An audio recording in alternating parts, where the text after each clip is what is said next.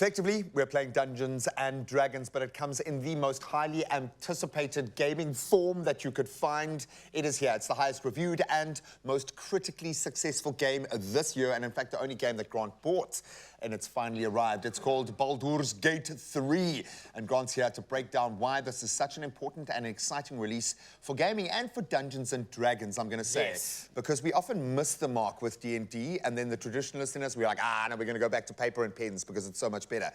This is your favorite game this year. Why?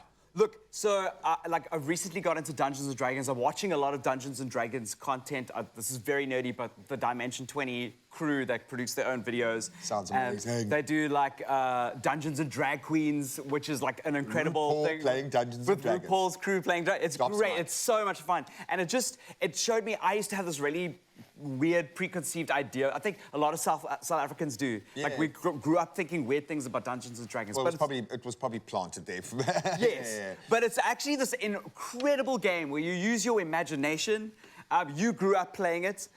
So like Graham and I were just like nerding out behind camera about it. And you just can create your own character. I've actually, in the game right now, in Baldur's Gate, I've created, this is my character, Argyle. Break it down for us. So yeah, he is a warrior. I just wanted to go for like a regular class, massive battle axe, but unfortunately I've only got 3 I was going to say, he's not looking too good. No, but, I was playing last night and I saved it. I was like, I'll just continue on the show. And I was like, oh, wait, and now we're in an encounter, an enemy encounter, and like I've got no health. And next to me is another character. This is one of my sidekicks that I have chosen. She's what we would call a human shield by the looks of it. Yeah, right now she's going to be a human shield. That route.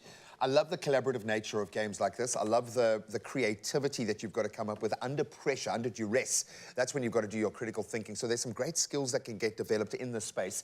If you think of someone liking Fortnite, there is this common thread here where you get stuck in, you get involved, there's real-time action. How does this game capture that, though? Why is this such a hit, do you think? So this is a turn-based adventure, and this is actually the first game where anything goes in a role-playing game that can, like, change the outcome of the story. Wow. If you talk to the wrong person in a bar, the whole thing is gonna go, sure. like, the whole thing opens up, and you know that's what it's like in D&D in real life, and it's very hard to capture that in a video game. Because often that gets gatewayed through your dungeon master, who's making very personal choices. But the game has got its own thing, and like you can play this game for 160 hours and have different outcomes every time you play it. You know, say that like someone who's going to try. No, yeah, I'm definitely. And you can play with friends as well, so you can have different team members, of course. Yeah. But let's engage in this fight. Okay, so what are you going to do here? Because it doesn't look like we have a huge amount of options. So who can you reach? I cannot reach this person. I do have a bow and arrow, so I've got a short bow. So I'm thinking if I could. Do you think I should attack with the bow and arrow? I think attack. You can't run away. It doesn't look like we've got a path to exit. I've got an 85% chance of hitting. Do it. Okay, cool. Go Let's for it. just see what happens. I was very much beautiful. See, I was always a yes man, and that would work out 50% of the time. I still have another. I can have another go. Go but for it. I could either finish this imp over here, or maybe shoot this one. But yeah, what do you think? I would kill the closer one. I think get rid of Really? Let's have one opponent if we can. Not enough resources. I'm out of arrows. Okay, cool. So I've got the bow. Throw the bow. Throw the bow. That's an interesting idea. Let me see if I can. I don't have enough movement. I can search this body, however, that's close by. Let's I have a feeling there's going to be some kind of magical something on that body. There we go. Spike damage barbs. Yes, let's take it. And, oh, yeah, of course, let's take all of these. Beautiful. Okay, I'm going to end my turn. So it's turn-based. So now it's kind of like chess in that regard. Now my character can...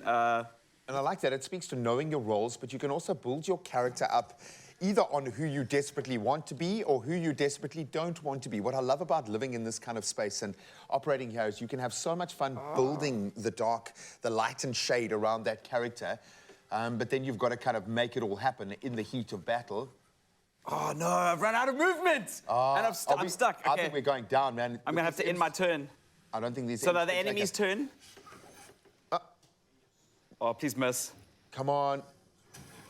Oh, no, I died! Oh, man. No! I'm both happy and sad that I was here for this momentous moment. Like, it was a relatively new character. Best part about this game, why was it your standout game for the year? I think just they've taken many years to make it. It's incredibly detailed. But the fact that they have taken games to another level where anything can happen in this world, play as you want, be the character that you want, and it's not like in the old days where it was marketing speak. It literally is. You can be a pacifist the entire game, or like a warrior, And still get something out of it. and still get something out of it. It's very, very cool. Yeah, man, I absolutely love it. You can play a character that represents you, the best parts of yourself, the stuff that you want to change, the stuff that you want to highlight. Most importantly, it is so engaging and it's so much fun. Baldur's Gate 3 might be the next RPG for you. It's certainly going to be that for me. And it possibly could be a contender for Game of the Year awards. It already is. It already is. If you have played it, are going to play it, let us know. So she's on her own now, eh? Yep. You got this, girl. Let me shove it.